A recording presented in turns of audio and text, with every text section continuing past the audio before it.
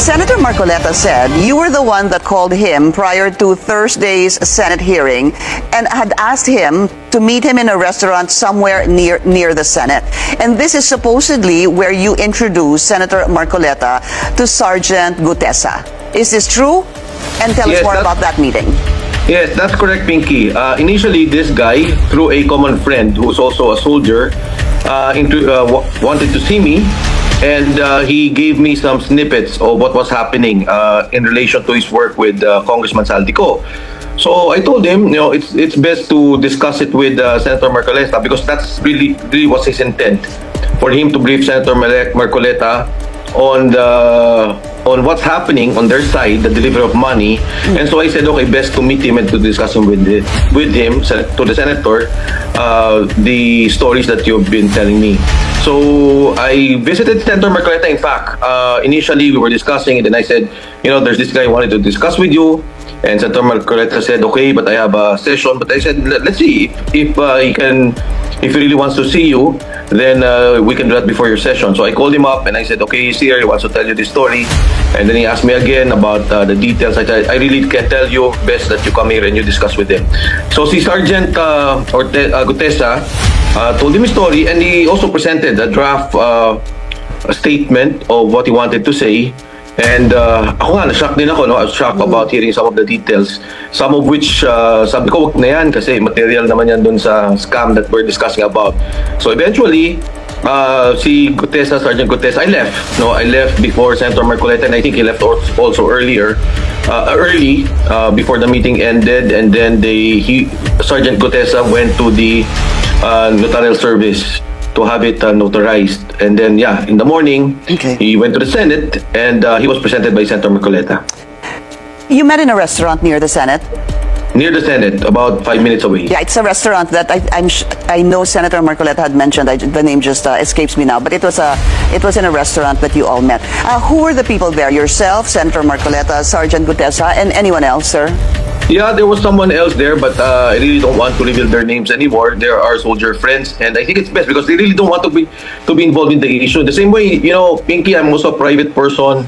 I don't want to get involved in the political issues, but I felt, this is something that we should really, if there's truth to it, it should be revealed. This is for the country. This is a situation we're in now. The corruption crisis is really affecting all of us. It's an open secret in Congress. A lot of people know it. Even the banks know about it. And I think it's time that we really address this issue. And I think the things that he pointed out, the carrying of money 3 times a week, coming from Congress and being delivered, this is really appalling for me. Ayan po, magandang araw mga ka-Reaction Bay. Ako po si Reaction Bay, no? So ito po, mga ka-Reaction Bay, sabay-sabay po natin pag-usapan at re-reactionan. Ito pong video ito, huwag niyo po kalimutan mag-comment dito sa comment section, no? Daw na si Mayor Magalong, kung kilala niyo po si Mayor Magalong, ay siya po ang mayor ng Baguio. Ay ginawa po siyang bilang taga-imbestiga ng mga flood control ni Presidente Marcos Jr., no? Yan, ginawa po siya, pero hindi po nakatiis. Hanggang 2 linggo lang siya. Ayan, nagbitiw na po bilang sa ICI bilang investigador. Ayan. So, hindi po siya nagbitaw na mayor, Sa ano lang po yan, sa ICI. Ayan. Linawagan po natin, ito po sa ICI, hindi po sa mayor, Ito kasi sa ICI, dapat na pag naging investiga, ay dapat open para alam nila ang nangyayari dito na mga anomalya. Naku, ang ginawa pala, pinabago pala ang mga dokumento.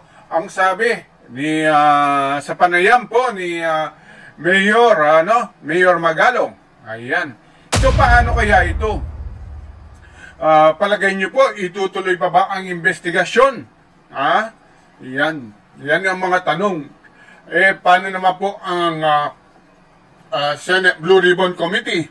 Itutuloy din pa po ba ang mga investigasyon nila? Ayan. So, dami po nating mga katanungan ngayon. At dito po natin makikita at re-reactionan din natin. Dito po natin sa mga panoorin natin dito at malalaman natin kung ito po ay lahat mga katotohanan. No? So, ito na po. At huwag niyo pong kalimutan din mag-subscribe, mag-like at mag-share dito sa ating munting channel. So, isang subscribe lang po, masaya na tayo. Yan. So, ito po, at re-reactionan din po pala natin ang patungkol kay Orly Damarines na hindi po siya makontak. Maghapon na raw, mula kahapon hanggang ngayon. So, ito na po. Last question, sir. Is there anyone else? Have you spoken to anyone else that is willing to corroborate the statement of Sergeant Gutesa? I did not talk to Sergeant Gutesa, and I don't even know the group, the 90 plus ex-Marines or the police currently, but there are messages to me by some former military officers, some friends, who are telling me, yeah, they heard that some people will be coming out. Former Congressman Mike Defensor. Naku mga ka-reaction, marami pa raw pong lalabas.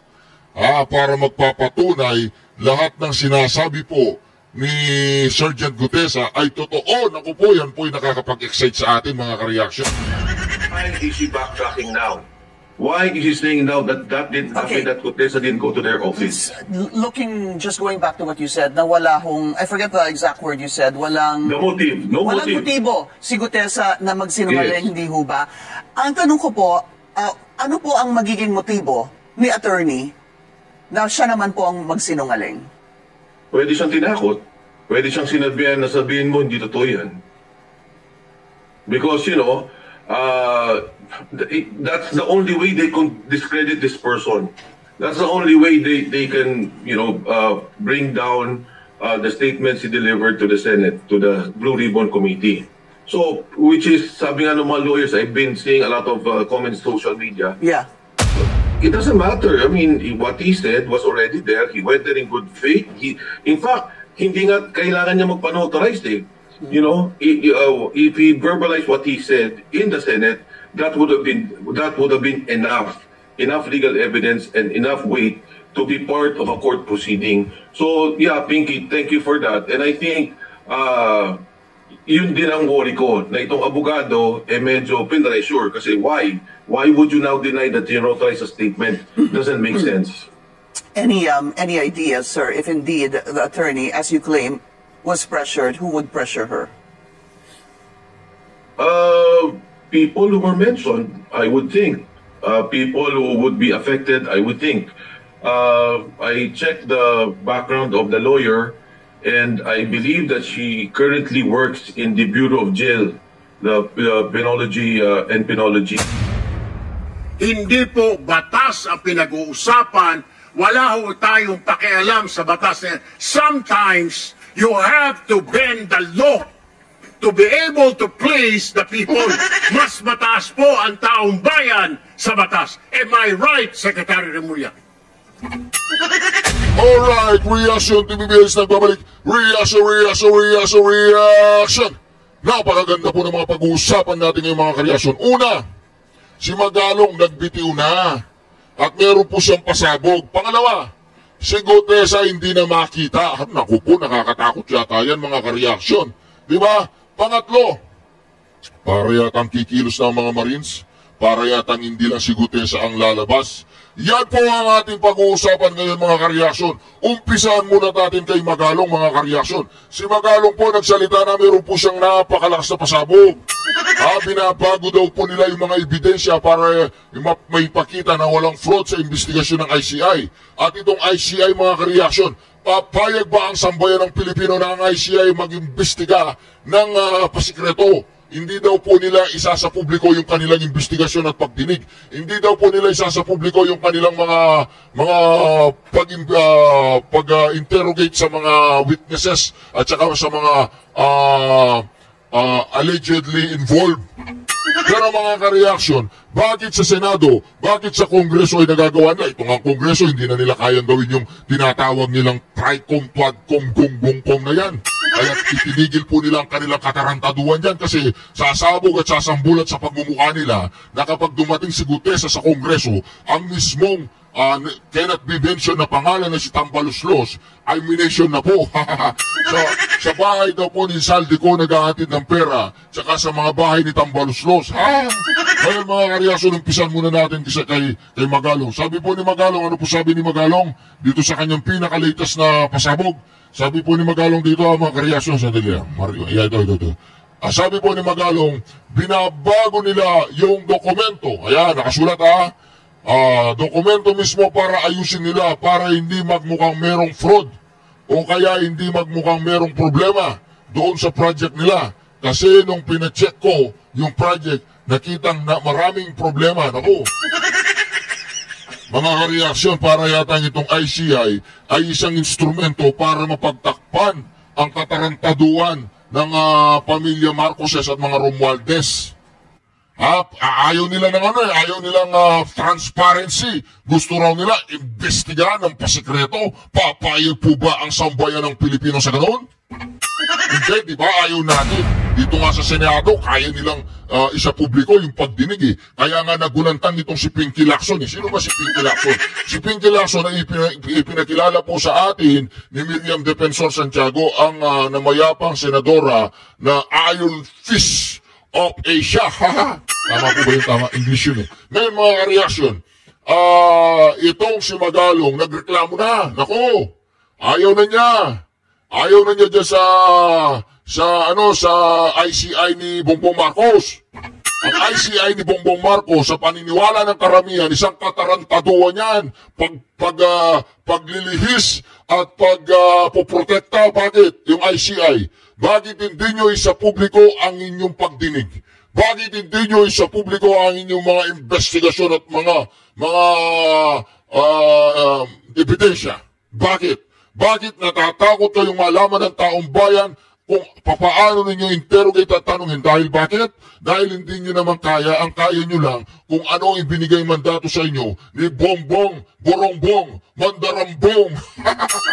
Mga reaksyon na ayaw pang tanggapin ni Bongbong Marcos at saka nitong si Tambaluslos. Wala na, diba na, warak na. Warak na, kaya nga lang yung mga marami pang mga katarantaduan ng mga pinklawan dilawan dyan na inihimod nila ang inyong mga puwet ay dahil mga kareaksyon, ayaw nila si BP Sara Duterte. Nakakatawa po ang mga pinklawan at mga dilawang umaalingasaw na sila ay mga 14 million lamang. At yan mga kareaksyon ay nababawasan na. Bakit? Katarantaduan po ang ginagawa nilang rally. Bakit po hindi magmumukhang marami ang rally? Puro mga artista ang dinadala nila. Siyempre, yung mga fans ng mga artista na pupunta yan. Pero pag pumunta po yan, gusto lang nilang makita ang kanilang mga idol. Pero hindi ibig sabihin ng mga yan ay hindi sila Duterte. Hindi sila kay Sara Duterte. Mga reaksyon, lilinawin po natin para mas clear ang ating pinag-uusapan ngayon. Kumala si Magalong at sinasaluduan ko siya ng kalahati kasi yung kalahati ay nabahiran po ang kanyang reputasyon. Kung talagang si Magalong ay malinis at talagang wagas ang kanyang gustong gawin, bakit siya pumayag na maging kasama sa ICI nung hindi pa lumalabas itong si Gutesa? Nung lumabas na itong si Gutesa at isang Marines, pumalas din po itong si Magalong. Kasi alam po niya, kilala niya yung mga Marines. Ang mga Marines, kaya nga silang ginagawa nilang security details, mga Marines, hindi mga pulis eh. Diba? Katulad po ni Gutesa. Si Gutesa ay kilala po sa industriya ng tinatawag nilang security details. Kaya nung inoferan po siya dyan sa may DOJ at inoferan po siya dyan sa may Senado, una umihingi siya ng WPP, Witness Protection Program. Pero siguro nung bago matapos yung hearing, marami na nag-text ng kanyang mga kabaro. Bre, huwag kang sasama dyan sa DOJ. Dre, huwag kang sasama dyan sa Senate Kasi delikado ka dyan, dito ka sa atin, kaya ka naming bantayan. Kasi tayo nga nagbibigay ng security details sa mga politiko. Kasamaan pa kaya natin, hindi natin kayang protektahan. Kaya ngayon mga kareaksyon, marami po kayong mapapanood sa video na ito na kung saan mga kareaksyon, nagsalita po yung maraming mga Marines o yung mga leader ng mga Marines.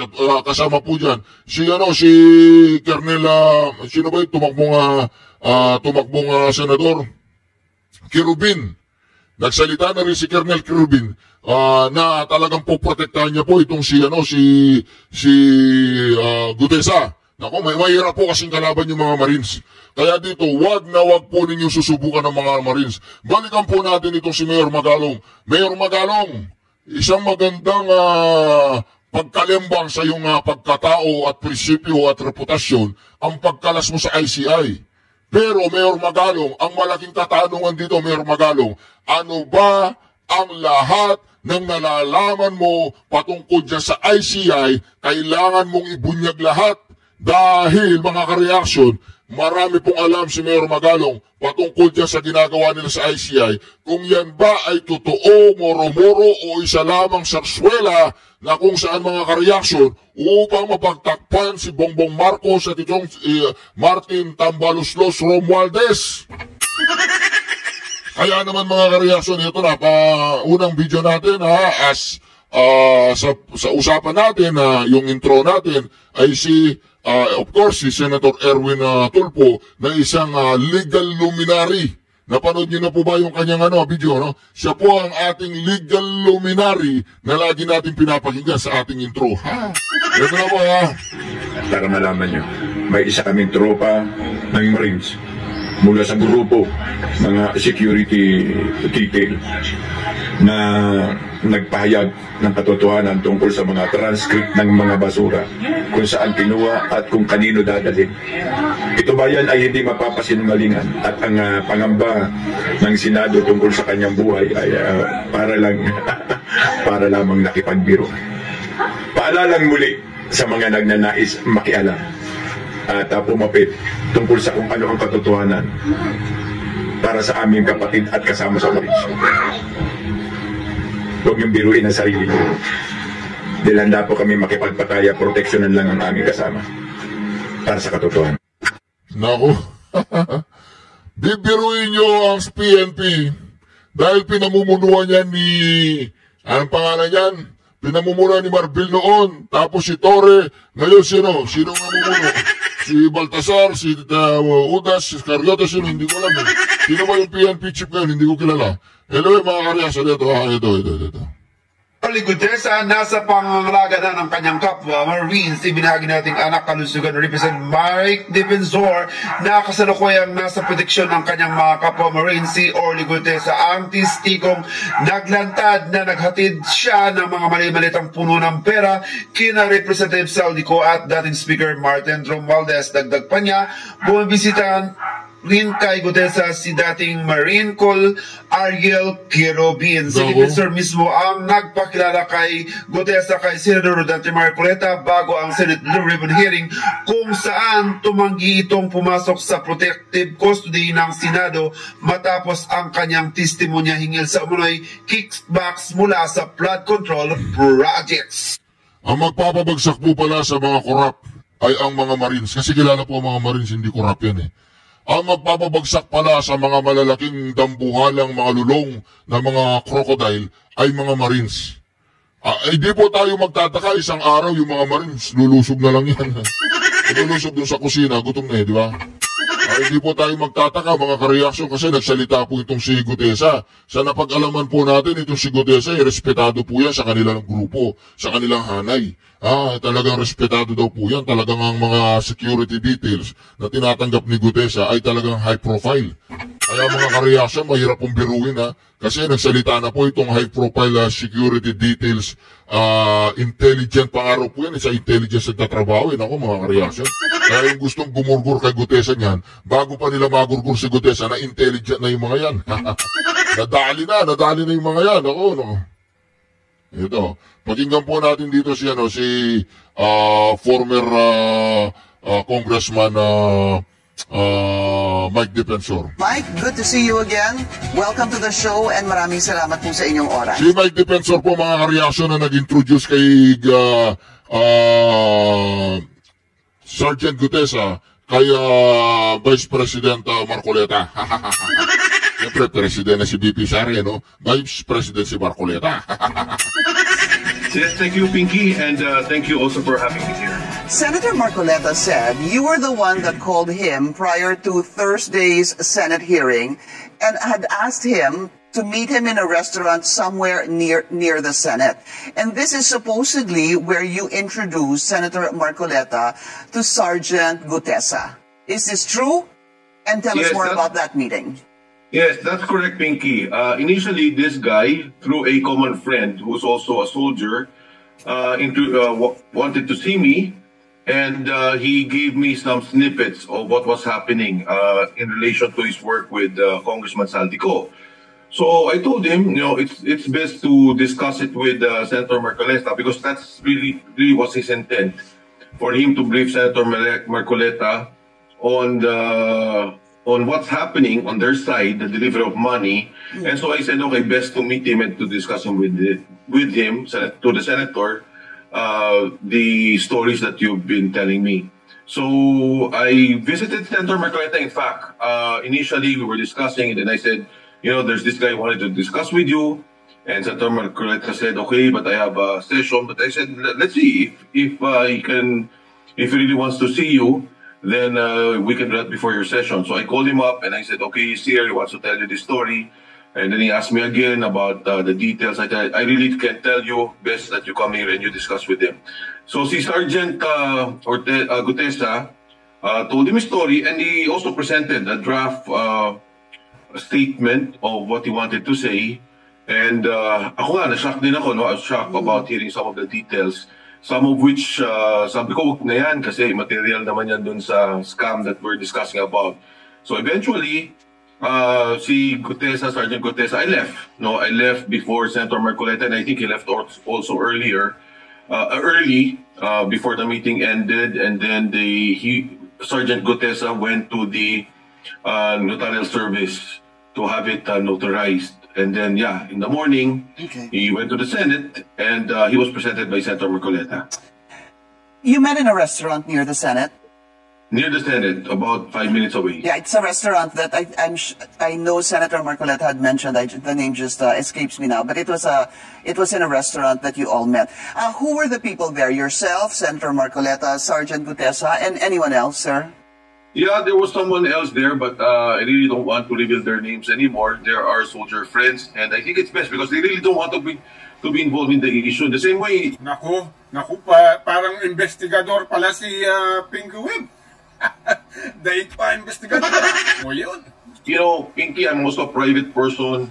I don't want to get involved in the political issues, but I felt, this is something that we should really, if there's truth to it, it should be revealed. This is for the country. This is a situation we're in now. The corruption crisis is really affecting all of us. It's an open secret in Congress. A lot of people know it. Even the banks know about it. And I think it's time that we really address this issue. And I think the things that he pointed out, the carrying of money 3 times a week, coming from Congress and, being delivered, this is really appalling for me.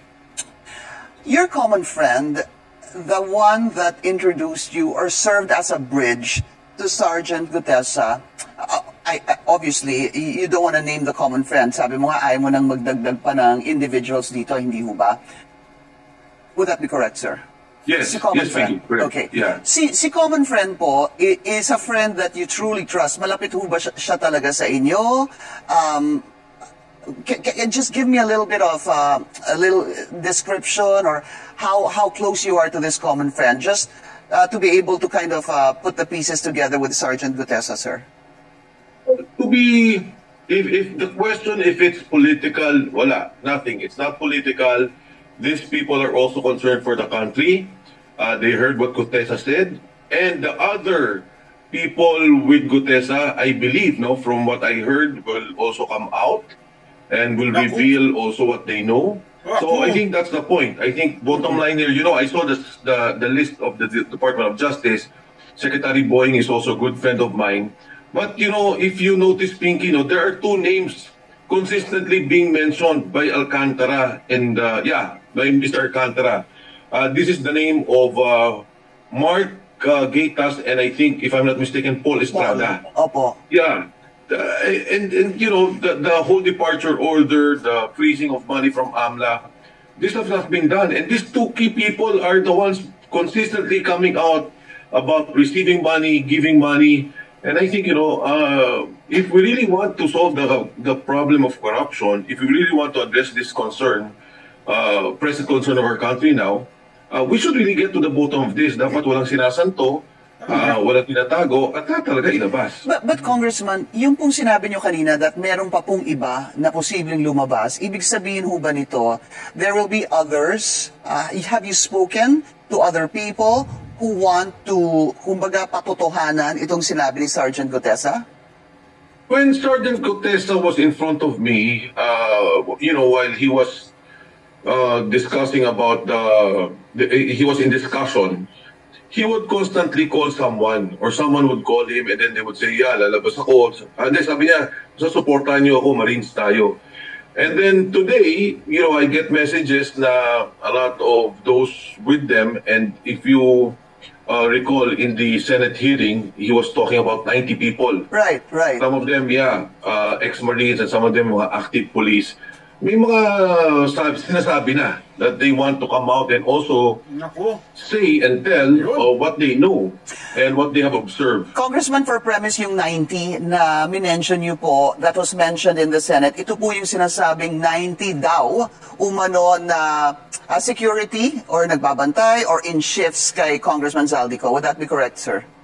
That's correct, Pinky. Okay. From what I understand from the explanation of Sergeant Gutesa, some of them sometimes will be assigned to be securing the houses. Some of them will be assigned in the delivery of money. Some of them would be assigned to be advanced or close-in security for Congressman Zaldico. Okay. So, be that as it may, sir, no? So, meron po siyang dala-dalang draft statement. I just wanted to get yung inyong personal na pagtanggap dito sa sinabi ni Sergeant Gutesa. When he told you this story, did you immediately believe him? Or were there red flags?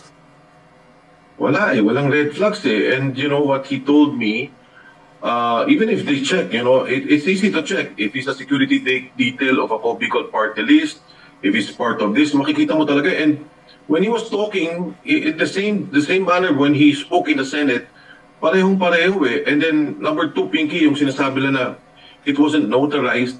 He did it in good faith. Walang sumama sa kanya, hindi ko siya kasama. So, tama yun. Imbestigahan ninyo yung notaryo. If there's something wrong with that, then we really have to clarify. Ang pagkakalam ko is the attorney Pechi, you mentioned Pinky earlier. Yeah. Is working with the Bureau of Jail currently, and she just passed the parties league. Because I check also, sabi ko, ano ba itong issue na to? But it's immaterial for me since he made a sworn statement in the Senate. He made a statement under oath, which carries also the weight of evidence in a legal proceeding. Whether may mali yung notaryo, he signed it, he presented it to the Senate, and then he verbalized what he said. That's enough, no? That's evidence. But Congressman, if you're in the Senate and then you say, I have a prepared affidavit that is signed and notarized, dapat ho lahat yun ay in good faith. Dapat lahat yun ay tama. Dapat yung sinabi mo ay katotohanan, dapat po yung nag-sign na notaryo ay talagang signature po ng notaryo. Hindi ho ba? That's correct. No, actually, yung principle ng pag-notarize, di ba, is that you're making it a public document. And then you take an oath in front of the officer, the notarizing officer. Now, I ask you, Pinky, pag ikaw ba nagbenta ng lupa and nagpa-notarize ba, alam mo ba kung yung taong kausap mo, i-deny ka later on or siya talaga yung tao? Di ba, you're doing it in good faith, technically. Sorry, sir, are you saying that the lawyer really signed this and then is now saying that she actually didn't? Oh, yes. Yeah, ahead, sir. because you know what? He went to that office. He had it notarized. So he was doing it in good faith. Now, assuming niloko siya or scammer yun, I don't know. But he went to the Senate and he said the same statements. So as an evidence, giving it legal weight is already there. Yung issue nila doon, I think it's side issue. The thing that we have to discuss with Sergeant Gutesa is, totoo ba yung nagbigay ka kay Mark at saka kay Paul ng pera? Totoo ba linggo-linggo nagdi-deliver kayo 3 times a week? I think these are the issues that have to be addressed. Yeah, but those are also the questions asked during the Senate hearing. If of course, di ho ba? Pero ang problema ho kasi dito, which dinala nyo na po yung conversation is, well, first is, ito ngang sinasabi ni lawyer na ganito po. Ang sabi niya, and I quote, I categorically deny notarizing, signing, or participating in the preparation of the said document. May sagot po tayo dyan mga karyasyon bago natin ipagpatuloy itong interview ni Manong Mike Defensor. Ito po yung sagot natin dyan mga karyasyon. Bago natin ipagpatuloy yan, meron po tayo sagot dyan para naman hindi tayo masyadong bias. Para hindi tayo masyadong bias mga karyasyon, meron po tayo sagot dyan patungkol dyan sa notarization na yan. Tawagan, yung secretary ko, pagkitawagan mo nga si Marcoleta. Pagkitawagan mo si Marcoleta, kung sabi ko maya-maya, okay? Ito po. Baka akala nyo wala siyang pananagutan dyan. Subukan ninyong palakihin yan. Subukan nyo lang palakihin yan. Ang pinaka-arbiter dyan, pakukuha po natin ang inyong notarial register at kapag nakita namin na tumama dun sa number nung daladala ni Gutesa, madidisbar pa po kayo dyan. Subukan po ninyong palawakin yan. Ako na mismo magpo-prosecute sa iyo. Yung po yung attorney na tumanggi na siya po ang nagnotaryo doon sa daladalang papeles ni Gutesa. Madidisbar pa po yun. Hindi natin, ito pakinggan po natin, madidisbar pa yun sa katarataduan. The signature and notarial details attributed to me are falsified and unauthorized. Ibig sabihin po, yung signature ni attorney dyan, hindi siyang gumawa. Yung kanyang yung sinasabing pag-prepare nitong affidavit, wala po siya dyan. Yung kanyang pag-participate doon sa preparation of the document, yung pag-sign, sinasabi na niya po, I categorically deny. So then now, it should be investigated. She should be investigated. As far as Gutesa's statement is concerned, it is legal. Kung dinideny niya yon, doesn't matter. Legal yung statement ni Gutesa. What he said during the Senate hearing has legal weight. It can be as evidence. Walang pinagkaiba yung ninotarize dun sa statement niya because he read the same thing. So, if people are saying mali yun, hindi notarized, doesn't matter. What is that legal basis ngayon? Kung imbestigan nila, good. They should investigate that lawyer. They should investigate what happened. So, Congressman, basically, kayo po ay naniniwala na si Gutesa ay talagang nagpunta dito kay attorney at pinatutuhanan po yung kanyang affidavit at si attorney po ay talagang nag-sign doon sa kanyang sinumpaang salaysay at ninotaryo po ito. Gutesa, yes. Is Gutesa telling you na talagang ginawa niya yon at doon siya talaga nagpunta kay attorney Pichi Rosas Espiras?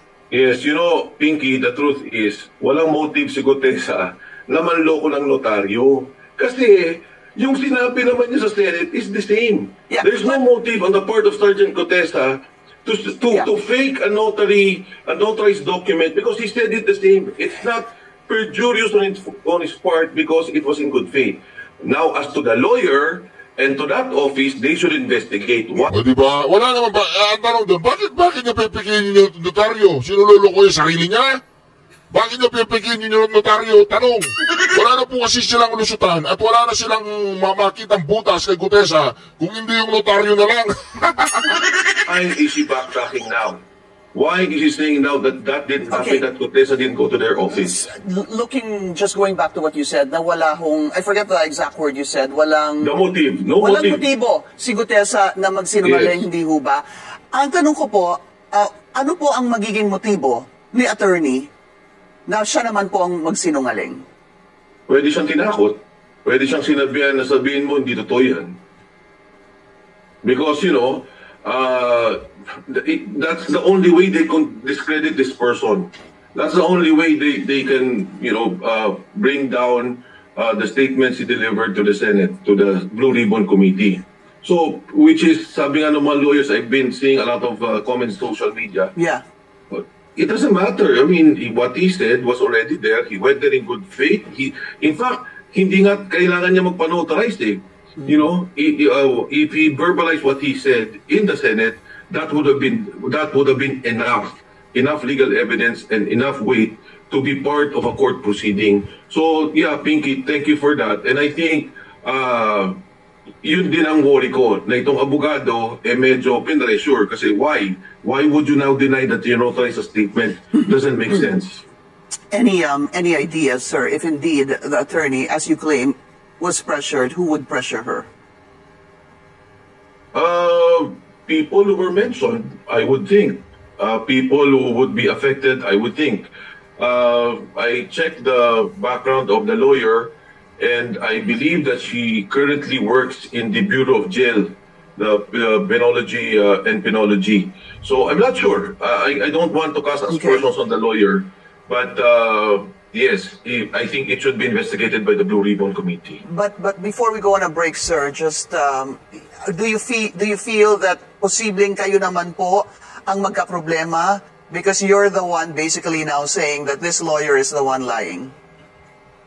Hindi, kasi alam mo, Pinky, from day one naman, I don't want to get involved, and this person said these things, and I facilitated that he give a statement to Senator Marcoleta. If they will give me a problem, so be it, because this is for the country. This is a problem of corruption. Everyone's complaining about it. Everyone knows about it. And I think it's about time that we address this issue. Okay, quick question, sir. Yung sinabi niyo nagkita po kayo, sabi mo may dala na po siyang draft statement, hindi ho ba? Would you know sino ang tumulong kay Sergeant Gutesa na gawin na po yung draft statement nung nagkita-kita po kayo together with Senator Marcoleta? No, Pinky. In fact, hindi pa naman notarized yun eh. It was just salaysay that he did. It came from him. Pero meron na ho bang tumulong sa kanya? Typewritten na ho ba yun? Yung kanyang sinabing draft statement? Ano po yung pinakita niya sa inyo? Typewritten statement. Did it look like the one that has been making the rounds on social media and what we've been showing? Yun na ho ba yun? Yan.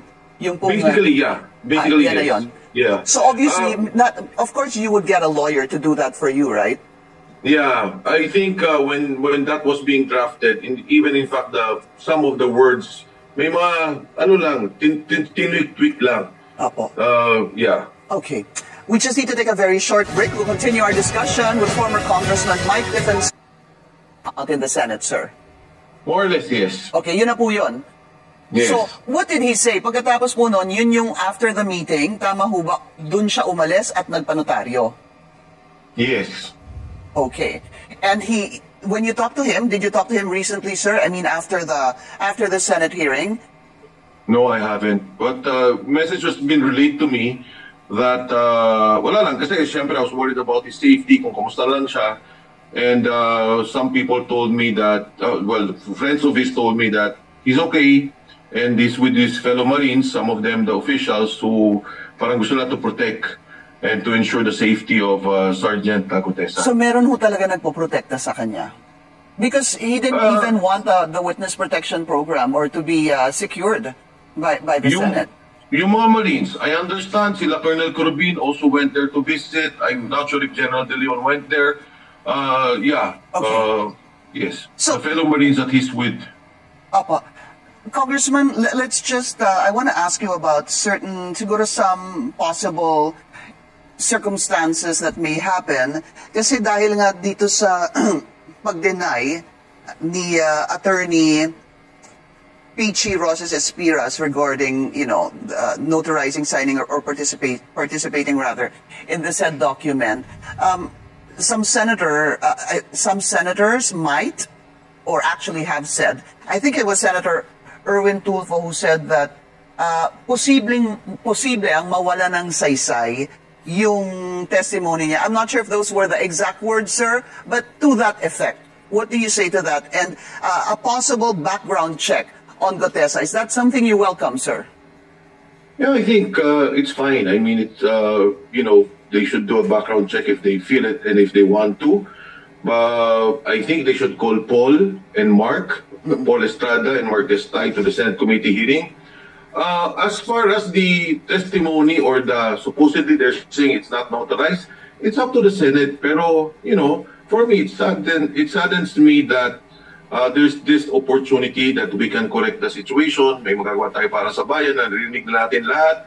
Actually, kaya naman lumabas tong si Sergeant Gutesa, kasi nagulat din siya when he found out na yung perang dinadala nila, tapos narinig na yung flood control, tapos magkano yung kinukuha pera. So, this was also in the minds of those doing their jobs with Congressman Saldico. So, it's up to the Senate. But what I'm saying is, I have no political motivation here. Wala akong agenda. Nagkataon siguro, he knows that I'm close to Senator Marcoleta. He wanted to say these things. He wanted to reveal what is happening.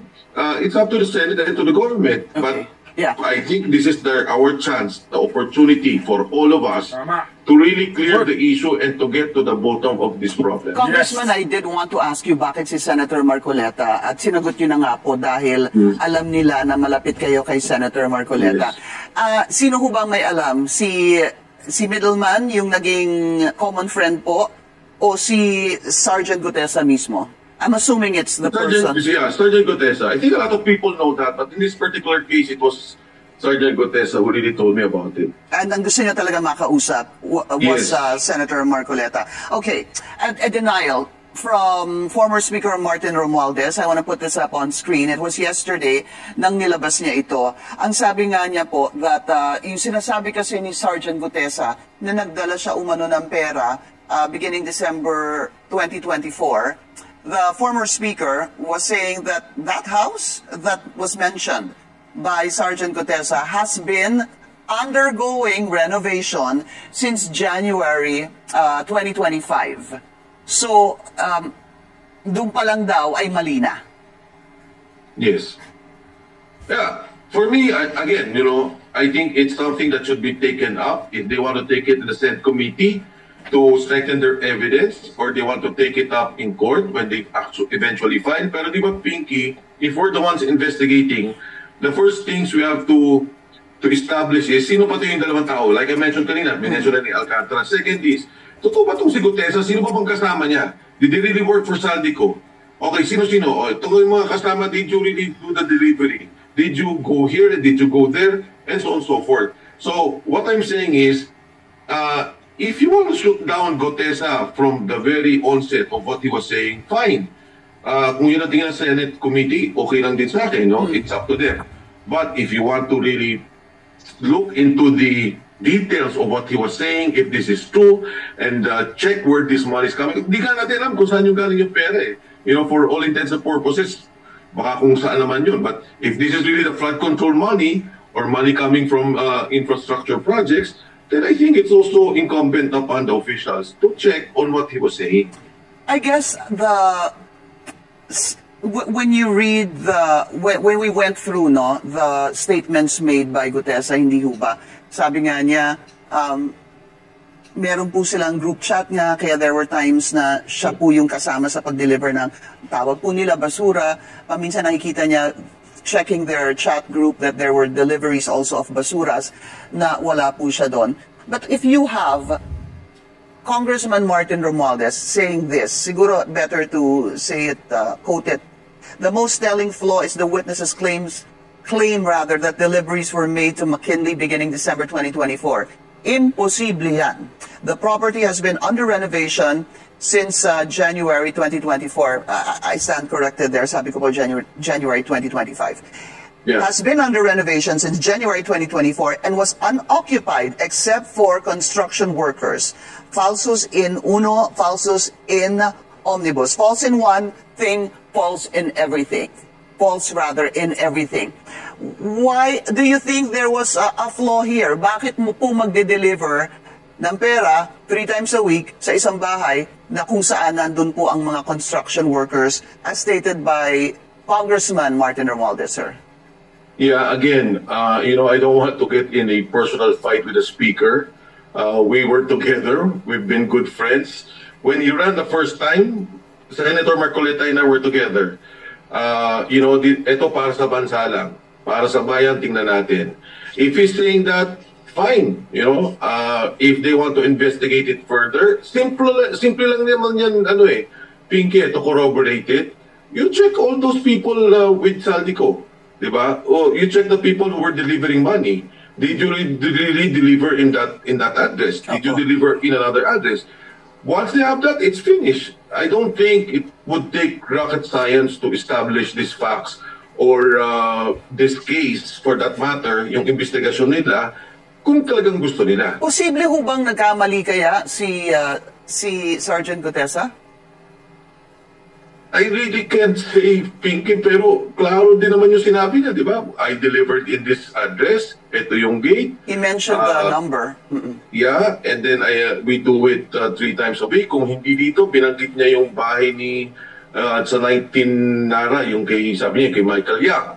So, again, if they just exchange words, we really can't tell. Okay. But for me, if I was investigating it, I don't need to be a police and NBI nor to be a senator or congressman. Papatawag ko lang yung mga kasama doon sa trabaho and ask them, is this really true? You already have your facts. One last question, sir. Is there anyone else? Have you spoken to anyone else that is willing to corroborate the statement of Sergeant Gutesa? I did not talk to Sergeant Gutesa, and I don't even know the group, the 90 plus ex-Marines or the police currently, but there are messages to me by some former military officers, some friends, who are telling me, yeah, they heard that some people will be coming out. Former Congressman Mike Defensor. Naku mga ka-reaction, marami pa raw pong lalabas para magpapatunay lahat ng sinasabi po ni Sergeant Gutesa ay totoo. Naku po, yan po ay nakakapag-excite sa atin mga ka-reaction. Maraming salamat muli sa pagsama niyo sa atin napaganda reaction video na ito mga ka-reaction. Huwag po ninyong kalimutan mag-subscribe. Mag-subscribe po kayo mga ka-reaction para lalo pong dumami ang ating community. Oo, lumalaki na po tayo mga ka-reaction. Hindi po bansot ang ating channel. At sa mga nagrereklamo po yung intro natin, pinagbigyan ko na kayo sa intro ha. Si Erwin Tulfo po ang intro natin pero hindi po niya channel ito ha.